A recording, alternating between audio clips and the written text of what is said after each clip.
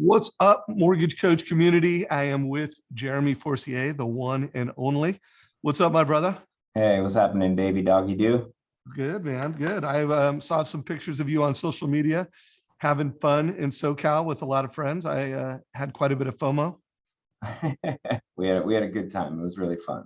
Yeah, no, it looked like you guys had a great time. So anyone who's tuning into this, whether you're watching the recording, whether you're watching it live, this is the last of a series of sales meetings where every Tuesday for the month of April, Jeremy and I jumped on here to lead by example. So part of this was just a challenge to every branch manager in the mortgage coach community, put on sales meetings. By the way, you don't need to be a branch manager to do it. Like if there's not leadership taking place in the group that you work and you feel like you got it in you, jump on stage, say, hey, I'm going to do a sales meeting. I'm going to invite John and Sue, and we're going to talk about this topic. So my first and foremost goal is that there's going to be more sales meetings taking place in the mortgage coach community as a result of this leadership. Jeremy, anything you want to say to open this, just to call out to managers and leaders around the importance of the meeting, why do a meeting? Yeah, mostly because abracadabra, alakazam, everyone forgot how to sell, but I know you can. That's really the gist of it these days for me is that, you should have a sales meeting, by the way, manager or not. I had sales meetings as a loan officer, even when I didn't have loan officers that worked for me. So I think that sales meetings are sharing information, getting feedback, and knowing like what should we be focused on right now in the marketplace, and what can we do to get loans right now and build relationships. So a lot of it is just collaboration and sharing information, and also just getting clarity to keep you motivated and focused on the right things to do in your day-to-day mortgage practice right now. Love that. So I'm going to pull up a slide because I like to have slides just to remind me on a few key things. The sales meeting structure that we're running this month, and I don't think it's going to be a lot different next month, but maybe 2 or 3 months from now it'd be different. But like right now in this market, we need loans now. There's a lot of equity out there. There's a lot of opportunities. We need to gain market share because that's what winners do in tough markets like this. And we need to always look for ways to improve our competitive advantage as a local mortgage advisor. These are the 4 strategies that we focused on all month long. How to improve conversion, how to recruit more realtors, strategies and scripts to get more cash out and more loans from our database. And then 4th, and certainly not last, but strategies and ideas to help agents get more listings. So Jeremy, where do you want to kick this off? What are some opening ideas or directions you want to take today's meeting? Yeah, so first place that I'd like to start is something that I read and wrote down the other day that I think is really important, and you guys should all write this down, is that high wages, okay, and the capacity to assume responsibility are 2 things that belong together. And I'm going to read that again, right? High wages and the capacity to assume responsibility are 2 things that belong together. The reason why I shared this with my group the other day after I read it was that I think we forgot, and sometimes we play a little bit of victim to things we can't control, market, inventory, interest rates, etc. But we have to remember that we are in a line of work that has the capacity for extremely high wages. We are very well compensated, right? But what comes with that is always going to be responsibility. Okay, they're like a marriage. They always go together. So I know that it's my responsibility, if I have the opportunity to not just change people's lives and help them and serve them, but to also selfish-wise get really, really well compensated for that I have to assume responsibility for it all. The other thing that I heard on a podcast, Ed Milet podcast the other day, that sometimes the universe, Dave, just talks to you in groupings of messaging. And I was listening to Ed Milet yesterday, and he said that, success has no excuses and failures have no alibis. Okay, success has no excuses and failures have no alibis. Ed Milet said that in his podcast. And I was like, oh my gosh, man, the universe is just pointing me to all of these things that are saying the same thing, is ownership and responsibility. right? And I think that that's just a good mindset for us to have and remind ourselves that we have incredible opportunities regardless of what market does, and that we have to assume 100% responsibility, and we can't have any alibis. Alibis are excuses, victim mentality. I can't do it because of this, or it wasn't my fault. It's your fault no matter what. Success, non-success.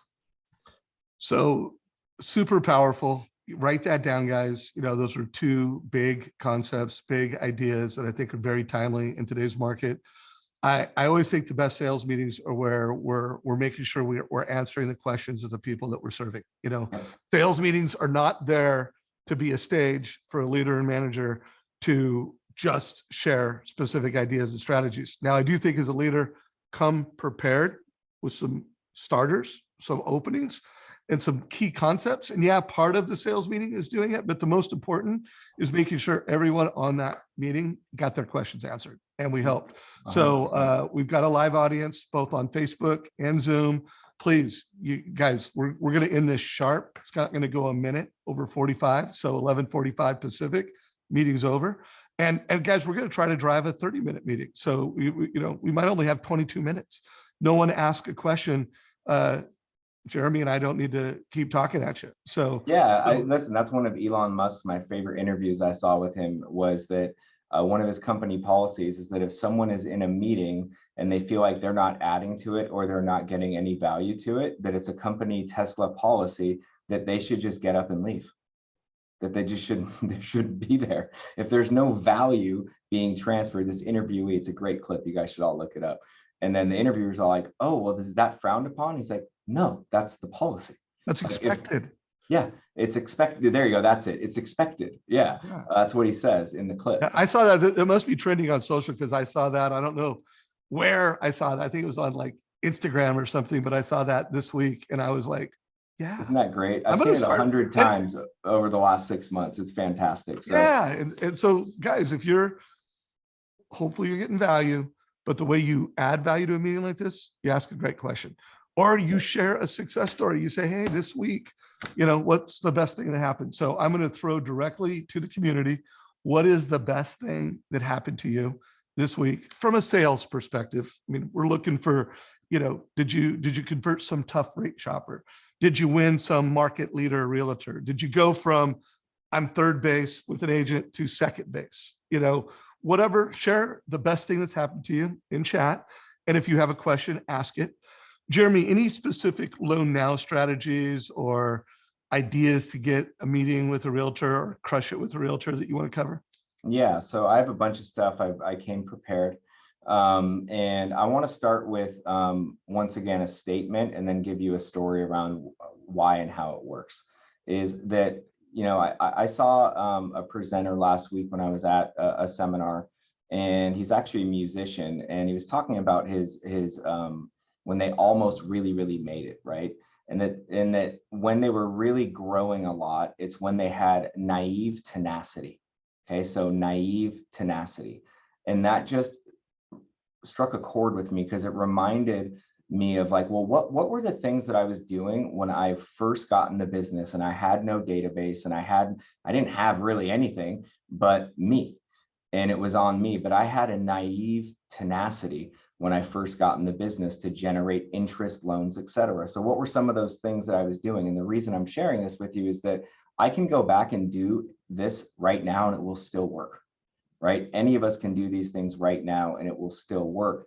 But going in with that naive tenacity or ignorance on fire, right, versus knowledge on ice is always going to produce results. So naive tenacity is being excited. Naive tenacity for me when I first got in the business was literally asking everyone I came into contact with. So I'm talking at the gym, in a Starbucks line, wherever I was, asking people what their name was, introducing myself and asking them, hey, do you rent or do you own? Right? You want to talk about a simple loan now concept. Hey, do you rent or do you own? Right? Here's the good news. You can help both, right? Do you rent or do you own? And starting conversations with people. And then it got me to thinking of what's a really good loan now strategy. Well, I think a really good loan now strategy, you guys, is going after HR, people at HR for companies.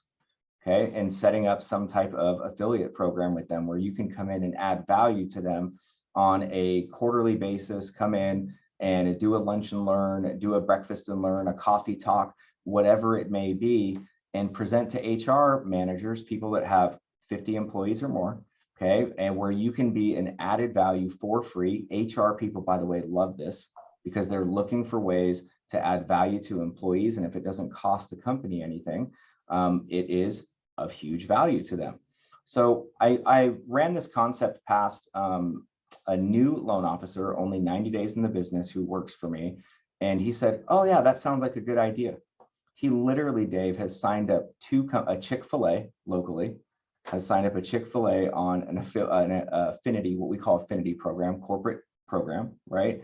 And he has also signed up Hog Island Oyster Company on a corporate program where he is now marketing to them monthly through HR, is allowing him to market to them monthly about the benefits of home ownership, and quarterly being able to go in there and do an actual face-to-face type seminar. He already has 2 people pre-approved, right, in the first month that he's been doing this, from offering this type of service. So I think loan now, that's loan now and loan in the future, by the way. That's building market share, building a lot of brain cells, people seeing your face for free all the time. And I just love that this is a brand new loan officer, not afraid to just go out, try to make the contacts. Who does he know in the organizations? How can he get an introduction to HR, getting the appointment, and literally being able to land 2 really big accounts that are generating loans right now, as well as are going to plant a bunch of seeds for the future in his business. So I think that is a great strategy in order to get loans right now as well as in the future, is just have some of that naive tenacity. Remember what it was like when you first got in the business and you had to talk to anyone and everyone, right, to see how you could serve them and find a need and then figure out how to fulfill it. So I think that's just a really great story about Daniel, who works for me, just absolutely crushing it, like, you know, in the business, brand new, and not being afraid to make the calls and put in the work. I think that is really, really, really, really important. I think that there's opportunity everywhere right now, and that's kind of the theme. And I think we have to challenge everything and always have fun. Like if we focus on those 3 things all the time, we're going to absolutely crush it. So what does one opportunity look like? I think it's speed in education. Okay, it's not just education, but it's the speed in how you get the education out. I'll give you a couple of examples. So one example would be why people should look at downsizing or right-sizing their house. I talked about this last time, right? That is a one-to-many video that you can send out. You can send it on YouTube, Facebook, Instagram, whatever it means to you, and show people that, hey, now is a great time to sell your house at a premium, and then you can purchase your retirement house. And in California, at least, you can transfer your tax base. So this is something that people aren't talking about very much. The fact that you can transfer your tax base where I live to any county in California, if you're over the age of 55 years old, is a huge, huge, huge benefit. You have so many people that have lived in a house in the San Francisco Bay Area for 30 plus years, and they don't ever want to move because their tax base, like my dad, is based on a $79,000 purchase price. Okay, and then he's like, well, why would I ever move? You know, even if I don't like my house, why would I move? Because I can't make sense of it. Well, this is a great way to show in a total cost analysis that you can literally keep your tax base exactly the same and get into a new house that you actually want to live in retirement. So I think that's a great loan now strategy that we could be attacking with our database, asking for referrals to people that are of retirement age, or do you know anyone that's going into retirement, and having that introduction made to have that conversation. Jeremy, do you happen to have a sample of any move down analysis? Yeah, I do. Could you get ready to share one or show one? I want to walk through that. And I do want to remind folks, we also have a reverse mortgage analysis coming soon. So that is in development and should be out really soon. So that any loan officer, whether you want to actually do reverse mortgages, you'll be able to at least, you know, hey, what would that look like? And then you could hand it off to a reverse mortgage specialist within your within your company, what have you. So I do want to give shout out to Renee, did a presentation for a board of realtors, received 2 inquiries after the meeting. Great job, Renee. Giovanni closed a VA loan that had a $15,000 appraisal gap and still closed on time, 3 weeks. Right on. Yeah, you the man. Rory kept a client from going with a builder lender by offering advice over price with the TCA. Hope you put a video on it, Rory. Great job on that. So thanks you guys for the success stories. Now I have another question, and the more feedback we get on this, the better. What's your biggest challenge right now? This could be, something where you're doing it all right, but just realtors aren't returning your calls, or you can't get anyone on the phone, or maybe it's just you're getting in your own way. Be vulnerable. What is your number one challenge? Put that in comments, whether you're watching this live on Facebook or you're watching this in Zoom. I will bring those into the conversation in a few minutes with Jeremy. So Jeremy, do you have that move down analysis, or do you want to go into another idea? Yeah, no, absolutely. So I'm happy to share it and go and walk you guys through it. So there's a couple of different things, and I'm going to change some parameters on it live while we do it, but I'll show you that this is an example of a right size. Okay, so in this example of right sizing, let me get my video off here.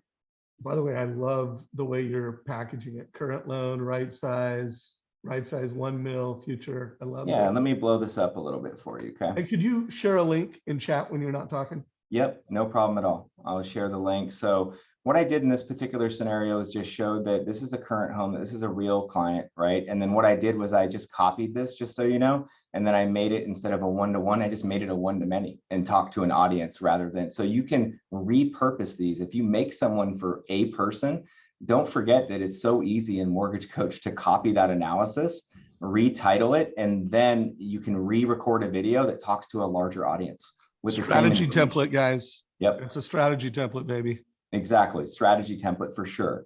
So in this scenario, I showed the individual with the current home of approximate value of $1 million. They owe 500 grand. They refinanced it last year at 3.25%. Their current payment with taxes and everything is $2,872. Okay. Now in the second column, what I showed that is if they sold their home and they purchased a new home at $650,000 because they're going towards retirement. But instead of taking the whole $500,000 down, what if they got a loan amount of $350,000? So that left them with $200,000. Okay, it left them with 200 grand to invest, which I will show you what that does over 15 years for them if they take that invested at a 7% rate of return. So even though the interest rate's higher at 4.99, their payment is still $300 less per month. $299, okay, less per month than what they're currently paying. So if you wanted to paint like a more clear picture, let me show you. I'll just do this. Let's just take this analysis out.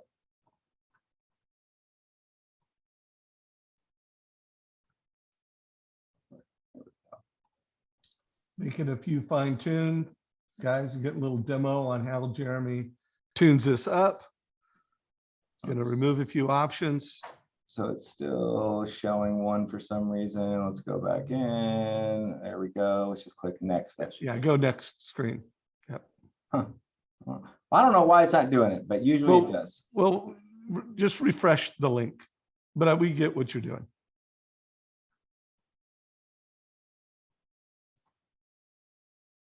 There you go. All right, cool. Let's take my mug off there. So this would just be showing them with a $650,000 purchase. Even though the interest rate's higher, they're still going to save $299.29 per month. Okay, so a payment isn't an issue for these people. Okay, they want to retire. I'm also showing them tax benefit of the new purchase. Okay, and I'm showing them that their total cash out of pocket would be $327.51. Now, the reason I showed them this is that as we click into the more info screen, okay, under reinvestment, I showed that if they took the additional $200,000 and invested it here with an average rate of return of 7%, that in 15 years, they're going to have an additional $569,000 for retirement. okay, to live off of, to do what they want, etc. So their payments are going down. They're going to get into a house that they're going to live in retirement, and they're generating an additional $569,000 to use in retirement. That is very, very, very powerful. Now, the client might ask, well, how is that even possible? Well, it's because I could transfer your tax base. This is what you pay in taxes right now, and we can transfer it and your taxes are going to stay the same, right? And I highlighted that for them. So this is just a really simple way to show people how they could sell their current home, right size into a home. They could put more money down, by the way, if they wanted to, of course, but I wanted to show them the reinvestment strategy to, once again, I said, challenge the normal thought process. Okay, challenge the normal thought process of what it needs to look like. Now, I also added a couple of other, here we go, presentation. Hey, also, before we'll finish that, and then I want you to show people how they could literally copy, just Sure. recreate a strategy from this. So Yeah. after you get done here. No problem at all. So let's go back in now and just look at all four. So you could show them one, right? Or you can show them multiple. So in the third column here, what I showed was, well, if you right-sized and you purchased a house at the same purchase price, but smaller house on land, that was the context, just so you know, right? Like, hey, we could also just buy a different house, but smaller house with a lot more space, single level, etc. What would that look like? Well, if you did that, then we could show you that you can have a $500,000 loan amount, take all your proceeds. Right now, your payment would be higher here, right? It'd be $33.77 compared to what you're paying right now. But I also added this future column of where I think that interest rates, and by the way, it's what I say, what I think interest rates are going to trend down to, and what it looks like in a refinance. So you're paying more. This is the worst case scenario, but when rates drop to 3.5% or lower, and you refinance, you can actually get your dream home on land, and your payments are only going up approximately 100, not even 100. It's like 80, 70, it's $69 a month, okay, is how much the payments would go up from what they're paying right now. So this is just a really simple example of, how you can show people multiple options. You can break it down and do one at a time, or you can show all four side by side and walk them through a really comprehensive presentation. So guys, and think about it. How many families are thinking about that? And I love the way that's the first time I've seen a move down where you didn't just show a move down in price. I love the way you also said, hey, keep the price the same, but just improve the location or, improve the house. And then first time I've seen, and leave it to Jeremy, where that might be next year. Let's face it, all the top economists are, predicting that we are likely to go into a recession, and well, that shouldn't be too bad for housing prices because of the markets. It's going to improve interest rates, or likely to improve interest rates. So if someone has that assumption, then this was a perfect TCA. So Jeremy, we did get some questions. Number one challenge. Oh, one person asked why 7%. Is that what the client said, or is that your standard? No, so I just use 7% average rate of return, just because the average S&P 500 return, and I could look it up and fact check myself right now, like over the last 20 years, I think has actually been higher than that. It's like 9% or something like that. So 7% I think is a great average rate of return over a long period of time. Okay, over a long period of time. So I just like to use the S&P 500 equally weighted index. SPY is the ticker symbol. You can look it up and see what is the average rate of return been over 10, 15, 20, 30 years. And then that way you're just using, once again, history to predict future and making assumptions on that. So that's what I used on an average 7% rate of return. Okay, great. And guys, I always think, try to get it from the client so they buy into it. But, 5% is, low and conservative, and anything over 10 is high, and I like where Jeremy put it. So Jeremy, I'm going to read two questions and comments have come in, and you can either answer them together or answer them individually. So Giovanni said, my number one challenge, pipeline full of long-term clients buying in 6 to 12 months, lots of realtor relationships, but none are sending good quality business right now. So that's Giovanni's challenge. And then Rory said, and I'm going to put some words, I think this is what you're trying to say, Rory, is I'd love to hear some scripting around reconnecting with realtors you've spoken with in the past, whether you close business with them or not. And I think where he's going with that is you've done a lot of like cold call scripts lately. So guys, if you want a great just cold call realtor scripts, watch one of the last few sales meetings.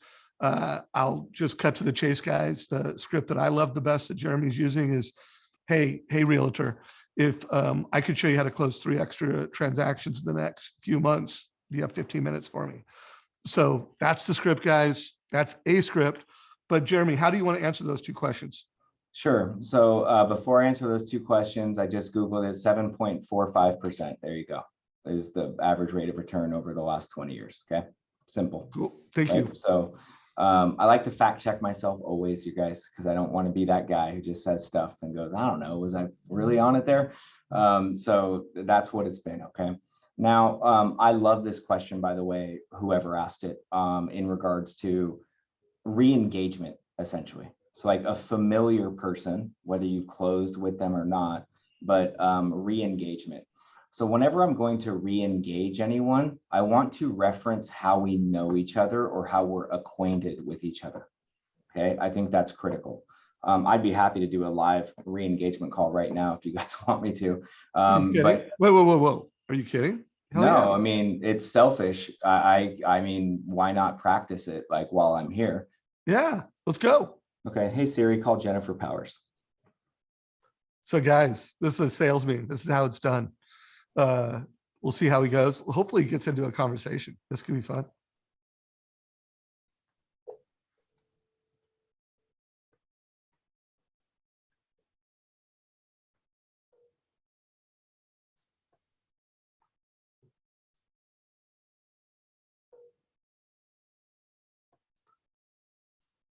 You guys liking this?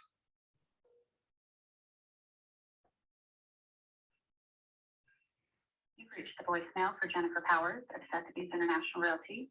I'm unable to take your call at the moment. Hey, what's up, Jennifer? It's Jeremy Forcier, Cross Country Mortgage. Hope you're having a great day. Hey, I wanted to reconnect with you. We haven't spoken very much at all since we closed that last transaction together. It's just always such a pleasure working with you. So just give me a buzz back whenever you have a chance. And I want to thank you for your inspiration. I saw your Instagram post the other day on your story about it's a great day to have a great day. And I've been using it every single day since then. So just give me a call or text whenever you have, time. Let's get together. And I'd love to do some more business with you. 415-717-7155. Take care. There you go. That's what it sounds like. Okay. So Jennifer is an awesome agent. She was the listing agent on a deal that I did with last year. We had a good connection, and then she randomly ended up helping a buyer who the buyer ditched the agent who they were working with.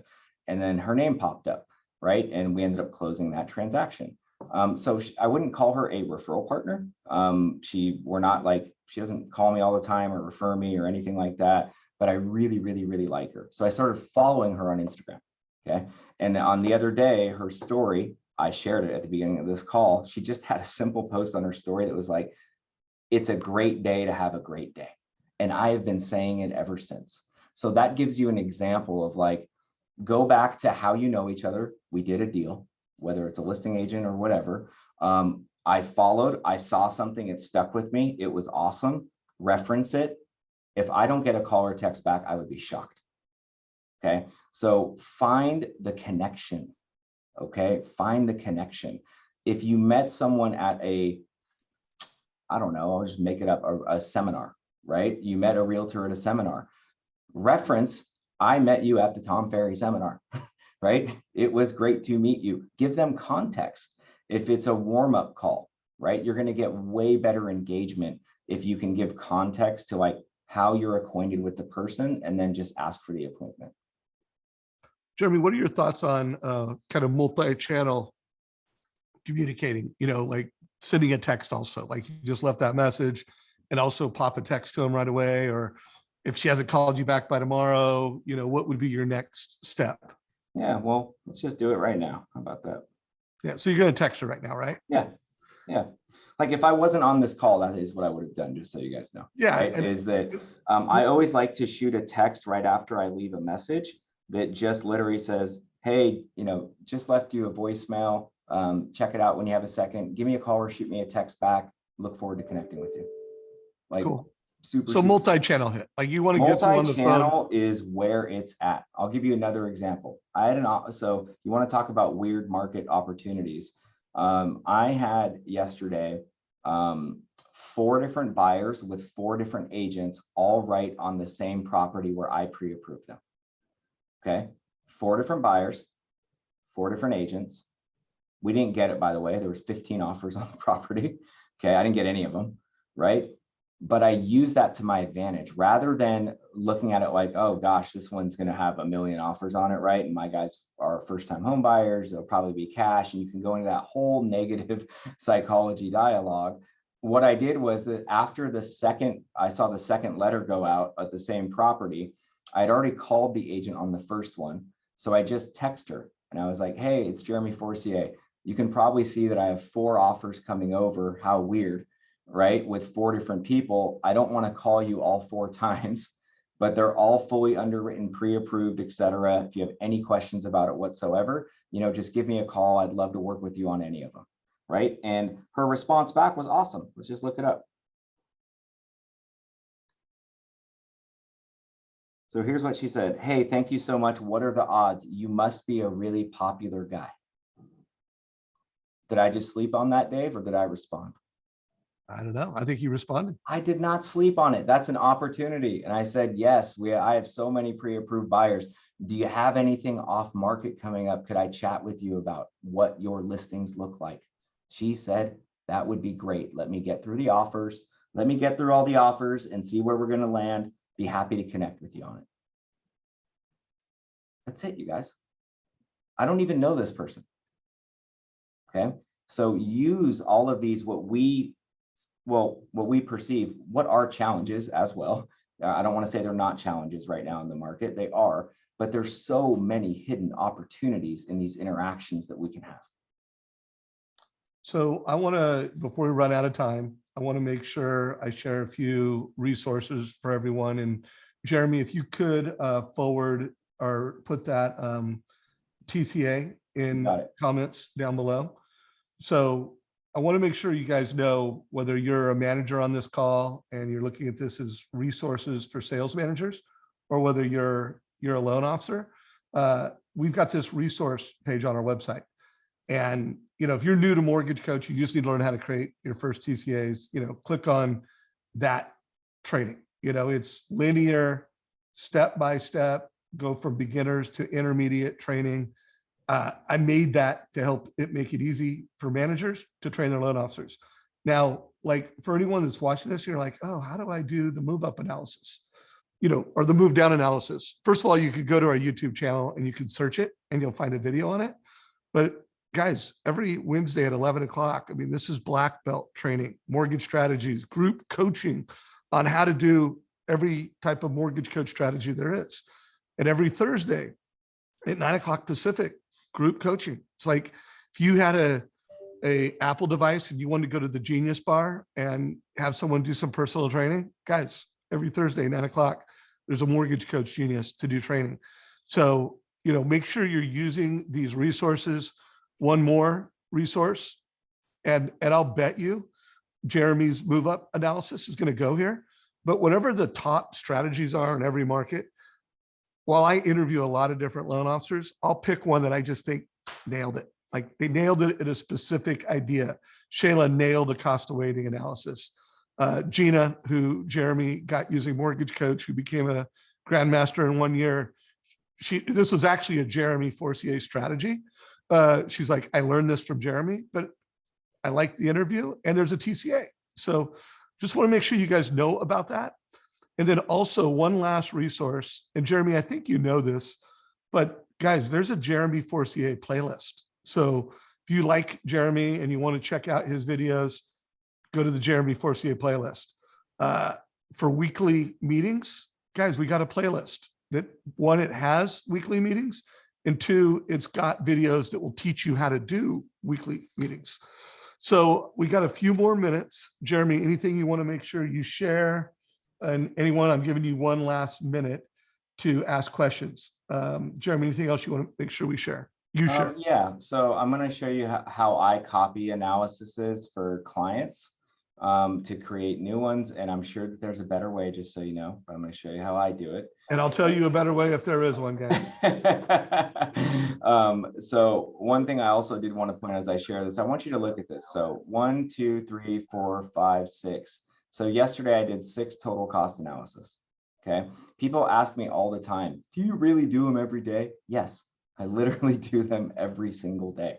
Okay. So I'm going to use this one, Dina, as an example. Okay. So if I just search Dina, and this happened yesterday, look, the last time I pre-approved this person and looked at numbers was in November. Okay, so I wanted to copy, and I did yesterday, and recreate, but I'll just show you how easy it is. So I take the November, okay, and I copy the analysis, current client, so it's still for this client, and I click OK. Now it is all created, and all presentation, I can just update it for 2022 update. Right. And then I can literally, I already know what the goals are. They want to purchase a home. And I, that, what they want to do. Oops, I copied the wrong one, but that's okay. I'll go back here. Copied the wrong one. Copy here. Okay. So all of the info is copied over, right, from when I did it, and I can change the numbers. So if they want to look at $400,000 purchase price now, I just go 400 and I just type in 400 and it's 5% down. What's the interest rate? Put in whatever it is. And everything is filled out already for me that I had in there before. Change whatever the point or fee structure is. It's so simple, you guys. And then now you have a full new presentation that you can just simply click and update and generate link, add on video, audio, and it literally is that fast. And I have a whole new presentation done that I can walk this individual through with new updated interest rates. So that's how fast it is when you start using this stuff on a daily basis. When you want to, everyone always says, gosh, you really update people when they ask you for a new TCA. And I'm like, dude, you literally copy it and you change 4 fields and it's done. Like 1 minute, guys. Yeah, it's a minute. It's really, really, really easy. So I think that it's important to know how easy it is to navigate and how much of an impact it has. The best compliment I get is when I'm really busy and I'm on the run and someone will ask me for updated numbers or something, and I'll say, hey, no problem. What I would do is just, interest rates are about 0.5% higher, so you can add about $250 a month to the monthly payment. I'll say stuff like that when I'm on the run sometimes. The best compliment I get is when I get an email back and they go, that's great, but when you have a second, could you put together one of those presentations? They want to see it. They want to hear it. So don't sleep on it. It's a really important strategy for you to do every day. Love that, brother. So guys, let's think about everything that's got covered. We opened it up with some inspirational quotes that are super on point for today's market. We answered some questions and we gave everybody, like there's no one left that doesn't have a question that has been answered. We've given some loans now strategies. Jeremy showed you how to implement it and do it. And then we had time to get tactical. So this is recorded. And now this will be in the Mortgage Coach YouTube channel. So definitely some great leadership that I'm proud that is in our Facebook community and our YouTube channel. Any last questions, guys? Because if you're not going to hit us with some last minute questions, Jeremy, any last closing thoughts before we wrap up this meeting? Here's a cool last closing thought is that I called that agent to re-engage at 11:29 and she called me back and left me a voicemail at 11:36. Okay. How many realtor calls are you making per day, per week, however you measure it? Well, I'm challenging myself every Monday to see if I can get through 100 outbound calls. It doesn't always work, but yesterday I did 71. So I just used this little piece of paper and I got through 71. If I'm looking at it, I write if it's an R, if it's a realtor next to it, it looks like about half of them were realtors. So I am trying to make as many connections and outbound communications as I possibly can right now. Cool. Hey, Susan, got a last minute question in. Here goes. Biggest challenge, literally tiny amount of inventory. Clients are not winning bids, even though we jump through hula hoops to make their offer look very strong. There's only so much they can bid over asking and still qualify for the loan. It's become ridiculous here. Cash offers rule even more than usual. Jeremy, you got any ideas? So I live and breathe that. I don't know where your market is, but that's my market. You just Where's your summed it market, up. Susan? Yeah, I would love to know where your market is. So that is my market. Listen, this is not a joke. So I had a client making offers here. They both work for Alaska, which is headquartered out of Seattle, but they've always lived here and wanted to stay here. Well, after getting shot down, okay, 5 times and on their offers, they went and looked in Seattle, which is hilarious because that's also a very competitive market. This is just to give you perspective. And they were like, yeah, it just doesn't seem as bad up there. They made their first offer last night, got accepted. Now they're moving to Seattle. So a lot of it's luck, just so you know. It sounds like you're doing all the right things. Like you can't control everything, but you can control speed. You can control communication. You can control, contingency periods. You can only do what you can do. The reality is I know I need more leads. I need more at bats right now. And so that's why I'm so focused on the number of outbound calls that I'm making and trying to get more connections, is that you can't control an all cash offer with no contingencies against your financing. You can't do that. So what you should be focused on and what we should be focused on is how are we helping realtors create more inventory? Okay. How are we helping realtors create more inventory? Because last time I checked, it's not our job to create the inventory, it's theirs. So if we can give more and more strategies to agents on how to create more inventory, how to list houses that will only accept offers contingent upon them finding a replacement property, will change the dynamic of the market. And that's a big part of my conversations with my agents right now, right? Is that, hey, if we want to create more inventory, we have to stop telling everyone that they need to list their house and the only offers that are accepted are no contingencies or all cash. We have to change the dynamic, and it starts with the sellers, right? So I think that is a big part of my conversation with people, and just focus on what you can control. So I want to just cover two things real quick before we do wrap this up, because we covered just a killer strategy a couple days ago on the Friday Mastermind. I had Josh Metal. I also had the founder of Sales Boomerang, Alex. And here's what we went through, guys. By the way, the name of the call, the call was how to help realtors sell 3 more homes over the next few months. And we talked about the power of data and how this is what most real estate agents database looks like. And if you have a great CRM that's powered by Sales Boomerang and Mortgage Coach, that database looks different. Instead of looking like this, it looks like this. And you have data. And from a realtor's perspective, that database has move up, candidates, move down candidates. It's got like a cash out alert is not just a cash out alert. A cash out alert can really help family's got equity. So make sure you watch Friday's interview. I had Josh Metal on it. Jeremy, this is one I think you would dig. Josh is leveraging, Mortgage Coach, Sales Boomerang, and helping realtors get listings. So check it out. And I'll put a link down below for y'all. Cool. So Jeremy, have you seen any last questions come in? I didn't see any last questions come in, but I did post in the chat to everyone, creating inventory opportunities with multiple bullet points on what you can do. Okay. If you can be better at their job than they are, you're valuable. Right size, not move down. CMA a day accountability. Accountability groups, no coaching them, just having weekly accountability groups with the agents, videos to them, bridge loan, how it can work for their clients and their sellers, contingent sales, trigger alerts. These are all my bullet points on how I can help realtors create new opportunities. So guys, I put that down below. If you're watching this on YouTube, down in the show notes, comments that will be there, the link to Jeremy's Move Down TCA Facebook community. I also put it there. And dude, you killed it, man. We're a couple of minutes over, but thank you, my brother. I appreciate another great mortgage coach sales meeting. It's a great day to have a great day. You guys all take care.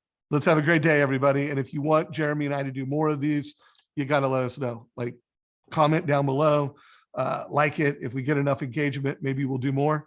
It looks like Charles would like more, but let us know in Facebook. Let us know in the YouTube channel. Take care, y'all. Bye, guys.